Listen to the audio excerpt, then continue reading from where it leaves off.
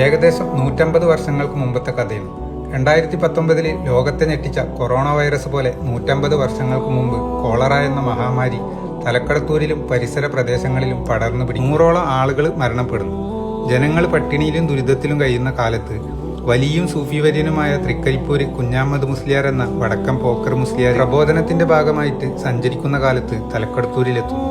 ജനങ്ങളുടെ ദുരിതവും ബുദ്ധിമുട്ടും അറിഞ്ഞ് പരിഹാരമായിട്ട് ഷെയ്ഖ് മുഹീദ്ദീൻ അബ്ദുൽ ഖാദിർ ജീലാനി തങ്ങളുടെ പേരിൽ റാത്തീബ് നടത്താനും 40ൽ കുറയാത്ത ആളുകൾ അതിൽ പങ്കെടുക്കാനും വരുന്നവർ ഭക്ഷണങ്ങൾ കൊണ്ടുവരാനും പറയും. അങ്ങനെ മഹാമാരി തലക്കടത്തൂരിനെ വിട്ടൊഴിഞ്ഞ് നാട് സമൃദ്ധി കൈവരിക്കുന്നു. അന്ന് തുടങ്ങിയ ഈ നേർച്ച വർഷങ്ങൾക്കിപ്പുറവും വളരെ വലിയ രീതിയിൽ ഇന്നും നടന്നു പോരുന്നു. നാടിന്റെ നാനാദിക്കിൽ നിന്നും ആയിരക്കണക്കിന് ആളുകൾ ജാതിമത ഭേദമന്യേ ഇതിൽ പങ്കാളികളാകുന്നു. ഇന്ന് രാത്രിയാണ് റാത്തീബ് നടക്കുന്നത്. ആയിരക്കണക്കിന് ആളുകളാണ് അതിൽ പങ്കെടുക്കാനെത്തുക. അവർക്കുള്ള ഭക്ഷണവും ഇവിടെ തന്നെ. അപ്പോൾ മറ്റൊരു വീഡിയോയുമായിട്ട് കാണാം. ബായ്. നിങ്ങളുടെ സ്വന്തം മസൂദ് തിരൂര്.